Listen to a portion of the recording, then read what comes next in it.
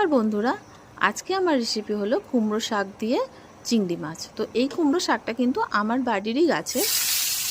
আমি কুমড়ো শাকটা প্রথমে নুন হলুদ দিয়ে একটু ভাপিয়ে নিয়েছি, তারপরে চিংড়ি মাছটা ভেজে নিচ্ছি। চিংড়ি মাছটা ভেজে তুলে নেব। আর এর জন্য সামান্য কিছু মশলা রেডি করেছি, কালো সর্ষে, সাদা সর্ষে, রসুন, লঙ্কা আর টমেটো। তারপরে দেখো আমি রান্নাটা কিভাবে করছি। ভাজাটা হয়ে গেছে প্রায়, এবার তুলে নেব। চিংড়িটা তুলে রাখলাম। এবার ওই তেলেই, এক্সট্রা তেল দেবো না, ওই তেলেই আমি কুমড়ো যেটা সেদ্ধ করেছিলাম, কুমড়ো শাক পাতা আর আলু, সেটা আমি এই তেলে দিয়ে দেবো। এই যে দিয়ে দিয়েছি।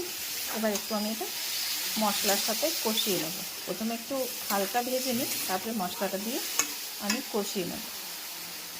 এবার জলটা ড্রাই হয়ে গেছে, প্রায় ভাজা ভাজা হয়ে গেছে। এবার আমি সর্ষে বাটা যে মশলাটা করলাম, সেই মশলাটা এর মধ্যে দিয়ে দেবো, তারপর একটু কষিয়ে নেব। প্রায় কষানো হয়ে গেছে। এবার চিংড়ি মাছগুলো এক এক করে দিয়ে দেবো।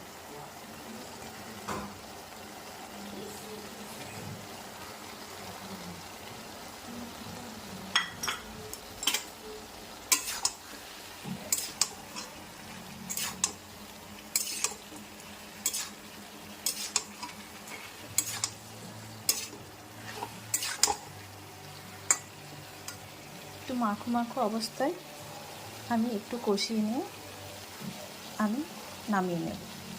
রেসিপিটা তোমাদের কেমন লাগলো জানিও। ধন্যবাদ আমার ভিডিওটা দেখার জন্য।